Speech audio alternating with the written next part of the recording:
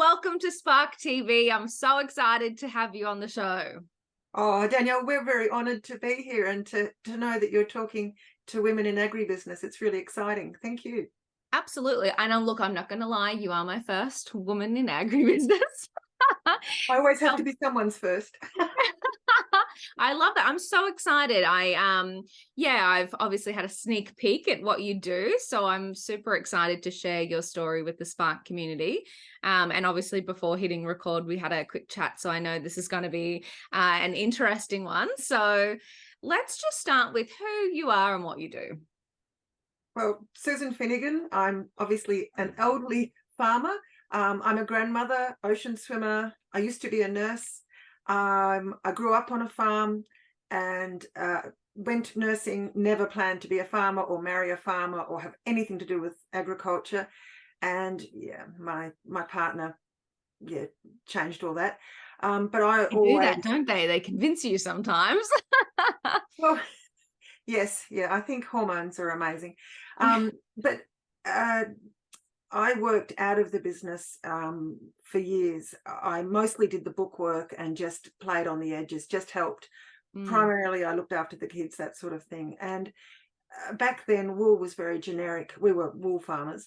mhm. And so it didn't really matter that I wasn't helping that much. I just kept up with the nursing and I was quite independent. I didn't want to be sort of, bolt on to his business. Mm. And then so we anyhow I retired from nursing, came back onto the farm and realized all this opportunity there was, and just hooked into it and have just been flying with it ever since. So what we do as a farm is we breed merino sheep. Oh, cool. You might think wool is just wool and yuck, but the wool we grow is for the European market. So Hmm. 2% of Australian wool goes to Europe and they pay 4% of the price. So it's at a premium. And it Wow. goes into brands that I can't pronounce, my children and grandchildren. Hermes, Laura Pinner, all these Wow. lovely Yeah. brands. Oh Yeah. my God. And so we make an absolute point of making our wool beautiful. Hmm. And my job is to tell the story and to add the traceability and the marketing side of it. Yeah. Wow, that's incredible. And so that's a really interesting journey, right? So obviously grew up farming, but then went into nursing and now like looking after the marketing side of farming. So how did that evolution happen? Was it just a matter of seeing opportunities and sinking your teeth in and learning, or how did you jump to marketing? Well, it's a funny thing. I used to work in nursing and then I hurt my back and I worked in risk and quality management. And then I got older and decided just to work as a phlebotomist taking blood. And I understood systems and things through working with the Red Cross. And as far as the business was concerned, we always made money and we traded and did all sorts of tricks. But I never considered that our wool was special. It was just something you put up for auction and sold. And Hmm. then I heard stories about if you don't tell your story, someone else will tell it for you. So I hopped onto social media, which I'm hopeless at. Please, you can look at my social media stuff. It's very amateur. But I sort of wanted to tell our story. And Mm. the feedback has come back from buyers that when a brand comes to them and wants to know about the wool, I was in Italy, sounds very posh. I was in Italy 2 weeks ago, but they actually said when they want to know, they can actually show them our farm. And so they've Mm. got the story to back it up. Yeah. So the marketing is sort of soft marketing and it's understanding who our consumer is. We used to think our consumer was the buyer, but it's actually now the brand and yourself, the consumer. Yeah. Mm. Wow, that's really interesting because I think you're right. And I don't know if I want to just speak on behalf of the Australian people or consumers in general, but I don't know if there is much or a lot of appreciation for where the fiber comes from. I know we have quite a sustainability movement going on and more of a push towards, not fast fashion and making sure we reuse and repair and all of that kind of stuff. But I think there's a layer that we're missing, which is the where do things come from, and being proud of how things are manufactured and going all the way back to the farm. I think it's a story that's not often told anywhere, in fashion, in food. You know, it's a really interesting origin story that does, I think, need to be told. It's interesting in business, the provenance is really important with wool, but mostly because our wool goes to the high-end luxury trade. They Mm, don't want any blowback from something bad happening on a farm. They don't yeah. want to see, bare paddocks and dead trees, that sort of thing. They want to know that it comes from a lovely environment. I have a Mm, girlfriend from Canada, and when she buys fish, she can tell me the date it was caught, whether it was on line or net, and which boat, because that's on the wow. fish. I think traceability is bigger, perhaps, in other countries more than Australia. And to be honest, Australia doesn't buy a lot of wool. I don't think Australia's not our market. So it's Mm, lovely if people in Australia take notice, but yeah, they're a very small market for wool. Hopefully it'll grow, mm. and so will appreciation. But I think with With all probably our agriculture, climate as well. well, no, there's cool wool. You can wool. Ah, really? Yeah, yeah. Oh, okay. I didn't know that. But I think provenance is important. Like, people worry about their eggs. Mm, Was it a happy chook? People want to know it was a happy sheep, and mm, that's where I've come in with getting accreditations for our wool that can be used overseas, and so that people can appreciate the care that's gone into growing it. Yeah, mm. yeah. Do you think that because you grew up in a farming family, that making the transition from employee to now in the business was a lot easier, or do you still think it was a big learning curve? Um, when I grew up, girls didn't go out on the farm much at all. I Ah, never. okay. I'd go into the shed, and they used to call ducks on the pond, which meant that girls were in the shed. So there was girls didn't work in ag. Now it's totally Mm, different. We've mm, had female wool classes, wool reps, um, contractors, shearers. Females are right through the industry, and I think in most farms, in family farms, there's a partnership happening, which is usually male and female, but not always. mm, But the woman is quite often um, the one that does the bookwork and makes the decisions regarding procurement and that sort of mm, thing. So I think growing up on a farm, yes, it was in my background, but it was mostly working and seeing my husband work, mm, also including the children in the farm. We loved doing things as a family. And so it's sort of ingrained in you, this business idea. Like, a holiday used to be going and looking at farms. Camping was always, where there was a field day or something. Yeah, your whole life. I think when you're in business, that it sort of percolates into your entire life. Yeah, into your lifestyle. And farming it's a passion. It is a lifestyle. And I don't mm. mean in a sort of bucolic, beautiful way. It's a lifestyle that, like, we're late for a wedding because my husband hasn't finished jetting sheep. He puts the sheep first. It's that sort of life a bit. Mm. Well, and I also assume, so as somebody who runs an online business, and even, well, I don't know, I've had physical product businesses that maybe can be less ignored, but you can't ignore sheep. I know, 8,000 sheep needing food and water every day, it gets you out of bed. Yep. I had the Yeah. power go off, and I rang Power Core, and you can press that button for, if it's a life emergency. And I pressed number one, and the Yeah. woman was a bit like, "Oh, yes, what's your emergency?" And I'm like, "I've got 8,000 sheep looking for water, and you've turned off our power." Oh my God. It keeps you tuned in, and now we use wind and solar, so they can turn it off as much as they like. But yeah, it does keep you motivated. Also, with sheep or with any product, but with growing a natural product, if you don't care for the sheep, the wool will not be good quality. So Mm. so you can't sort of have a week off and not make sure everything's right. Yeah, yeah. Yeah. How do you manage that, like, physically and mentally? So it sounds like it's an always on kind of business. How do you actually maintain yourself as a woman in business? I wouldn't like to talk about self-care. I sort of, you look on Instagram and everyone's got the same size lips and hips, and they're all doing their week's food We're all prep. having our sheet masks and, Yeah, yeah, yeah. totally. I'm sort of probably a little bit, yes. As far as maintaining a work-life balance, we have a team. There's probably 5 to 7 contractors that we regularly use. My Mm, son works for us, and my husband, and so we do delegate. We all do what we're good at, and that's so we good. keep in out of each other's lane. So we try not to make ourselves busy. I'm also huge on, lists. I do write things down and cross them off and put them in order.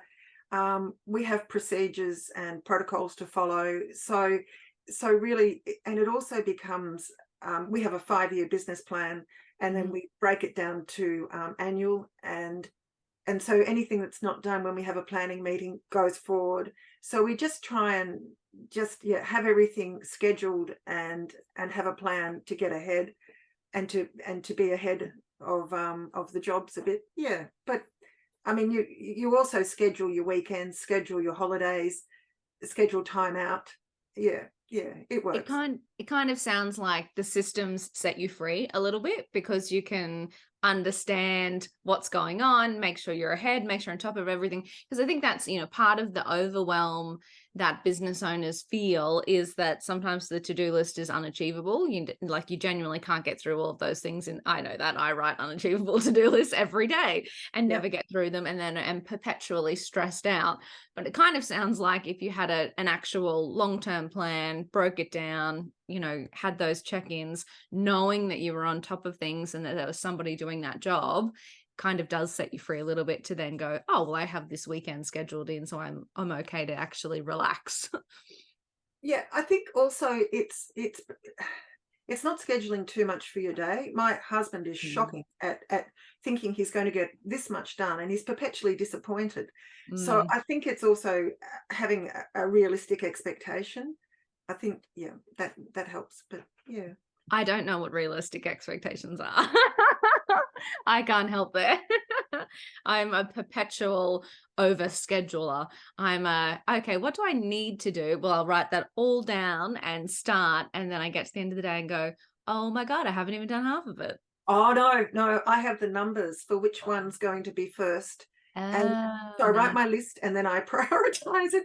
I am shocking. And I mean, going to town is a half-hour drive. And so Mm. by the time I get to town, I know the map of which way I'm going first to get everything done, to pick up the grandchildren at a certain time. And yeah. So no, I'm probably hard to live with, but I do like a list. I love that though. It sounds hyper efficient. I also use alerts. I set alarms on my phone. I use Google calendars for scheduled maintenance, that sort of thing. Yeah. I do have a perpetual year planner up in the office. Yeah, and I think also when it's visual, it communicates to everyone else. They can walk in and go, "Oh, actually, that's what we've got to do today," or "Yeah, Mm. that's due." Yeah, it works. It works. My Yeah, no, I do love that. Did you pick that up somewhere? Did you? So we oh, said, created the 5-year plan, then into the year plan, then into the to-do list, then it's organized. Was this a learned skill? Or have you always been this way? no, no, no. It was a learnt skill. I learnt it probably 20 years ago. COVID was amazing. COVID, everything went online, and Mm, Business Victoria, those sort of people put a heap of mm. education out. And our local shire or council also does things. And I'm shocking. I'd go to the opening of a sausage sizzle. Um, That's so I, good though. I love that. I really like to go to anything to do with small business, because you don't know what you don't know. So, Yes. and especially if it's free. I mean, people do tease Yeah. me, but I like free education. And Why so, not though? Like, why make your own mistakes if somebody is willing to offer up their learnings for free?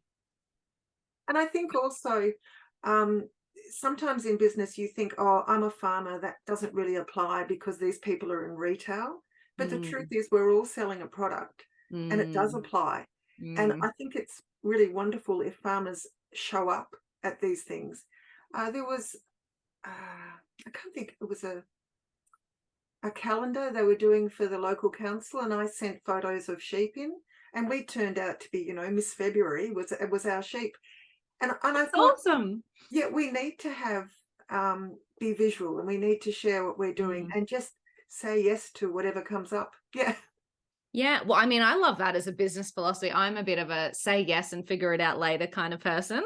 Is it's Yes. sort of and it's interesting. I think that that idea's changed over time. I think when I started out in business maybe 10 plus years ago, it was very much like that, you know, hustle hard, take every opportunity, say yes, figure it out later. And now we're a little bit more like be a bit softer and have boundaries and all those things, which I'm trying really hard to get behind, but I cannot.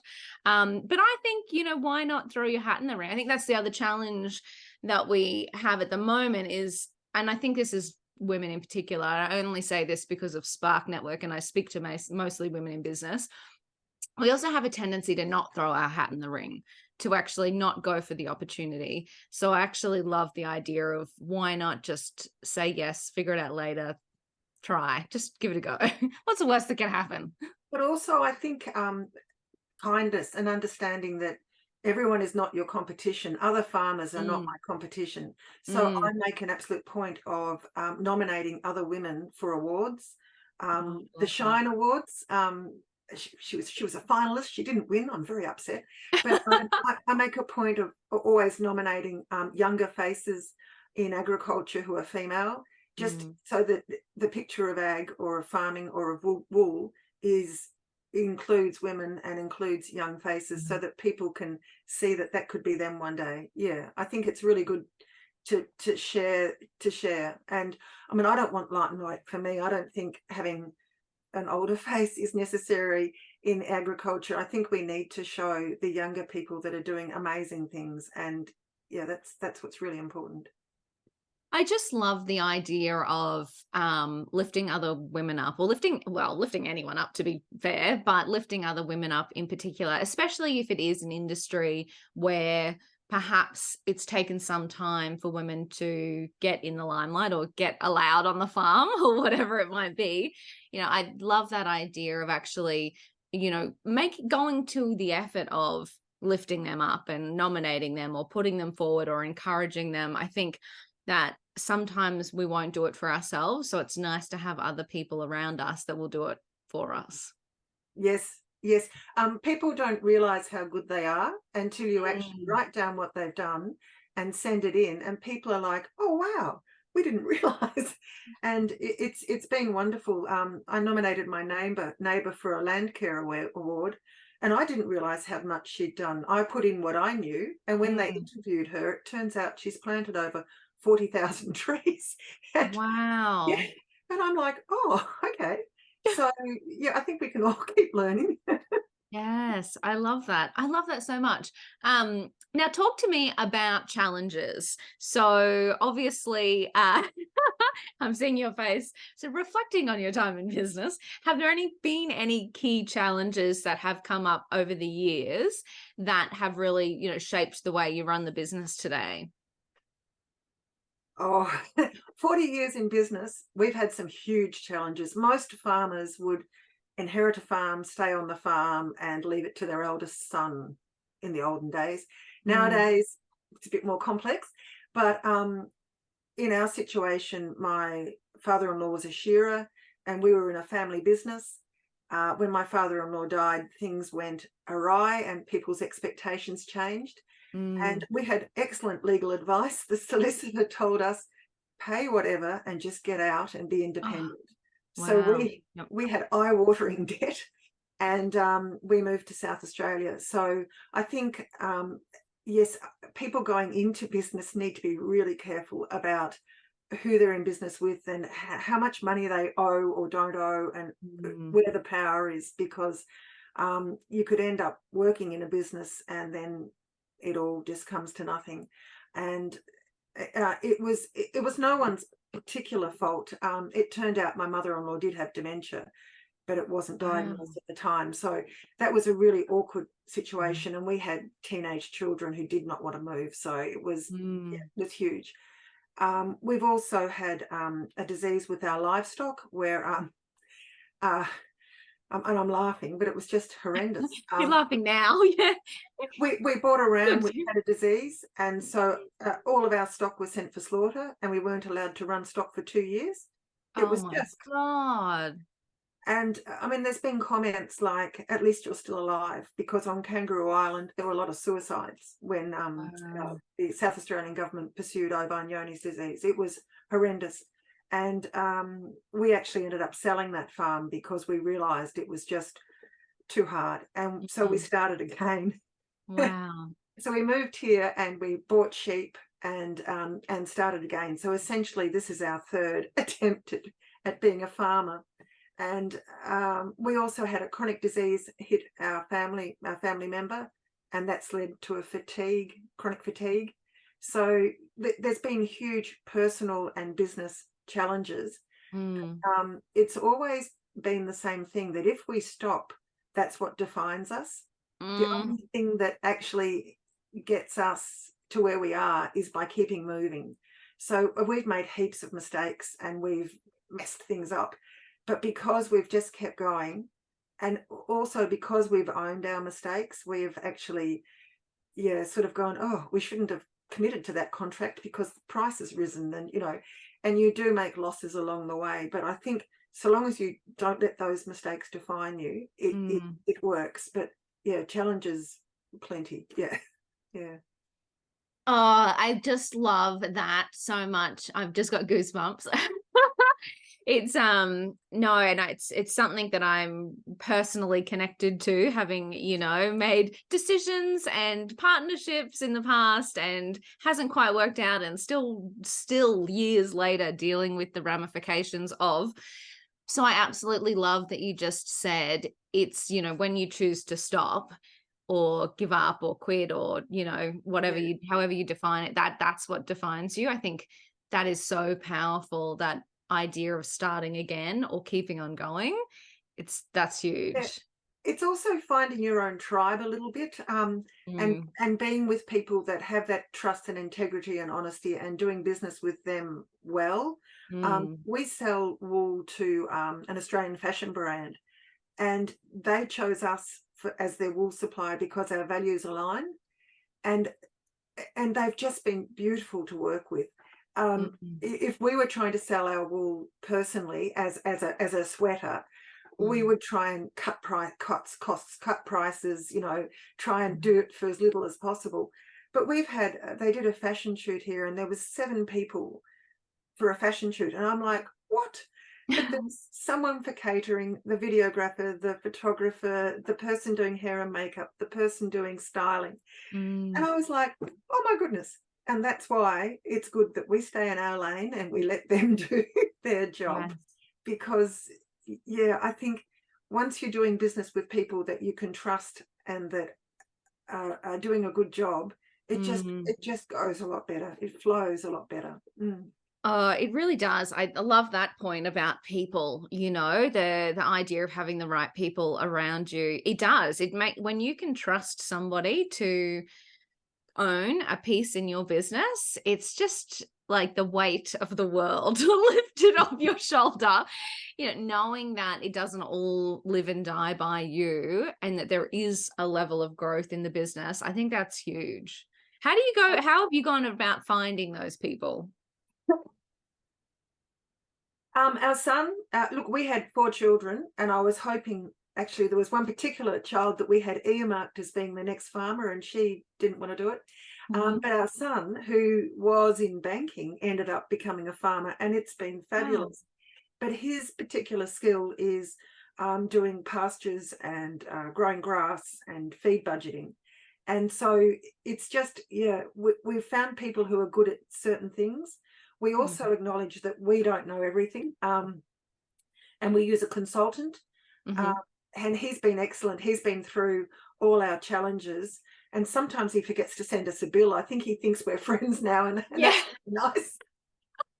that's amazing. It's a bonus. But I Yep. think he also looks and goes, by God, they had no money.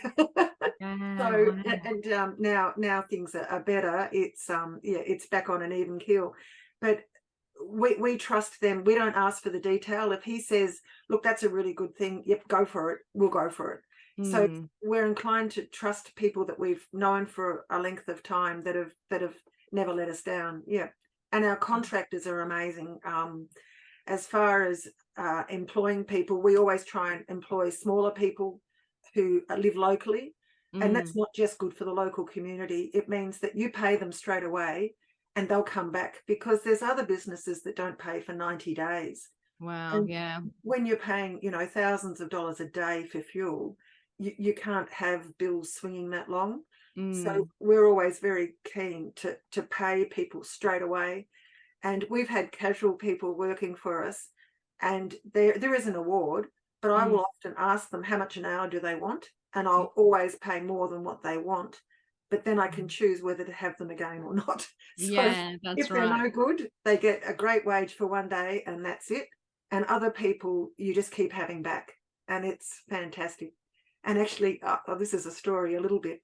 There's a young boy that's just finished year 12 that helps us with landmarking. And he said something about when the lambs drop out of the cradle, sometimes they don't land on their legs. He said, "Oh, does that hurt them?" And I thought, "Oh, never really thought about that. No, I don't think so." Anyhow, I had an old baby's change soft pad, and I put it there the next year.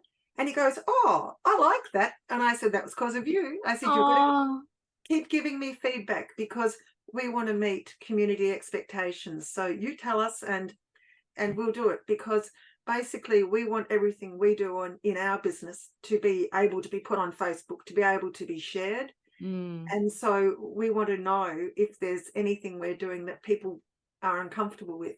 So I mm. think, yeah, that transparency, I think, builds trust also, and that two-way communication.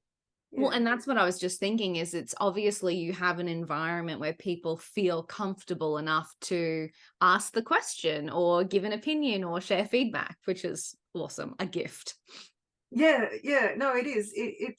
I think it's also choosing people that have the initiative to say something rather than just grumble afterwards. I mean, Mm. I do have a confidentiality and privacy procedure they have to sign, Yes, of which course. which basically says you tell us if you have a problem rather than somebody else.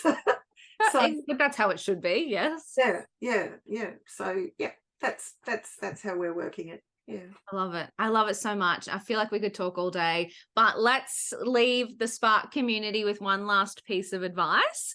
So, reflecting on your time in business, would there be, one piece of advice that you would offer up to another woman in business to help her on her journey? The independence and pride of being a woman in business, or being a person with their own business, is just incredible. And I Mm. think it's absolutely worth it. But I also think you need to be awfully careful. If your head says it's right and your heart says it's right, but you're hesitating, lean into that. There might be more you need to learn, because it's not sweetness and light. It's not. It's a really hard slog. And this idea that you can balance. Look, I take my computer on holidays because I don't have someone doing HR and payroll and things. So I need to be keeping on top of everything. So a woman going into a business, anyone going into business, congratulations. It's a huge thing, and a wage is awfully attractive. So absolutely, yeah, kudos to you. Yeah, yeah. But I'm sorry, that's not advice. No, I actually think that's beautiful. So I think you're spot on. It is not easy. And, and sometimes I think we don't congratulate ourselves. So I love that you just did offer that congratulations to everyone listening in. You're wonderful. Oh, Daniel, you're gorgeous. Oh, no. Thank you so much, Susan, for being on Spark TV, for sharing your insights and wisdom. You are so impressive and so grateful that you could be here. Thank you, Daniel. That was just gorgeous. And yeah, I hope everyone enjoyed it. Yeah. Thank you.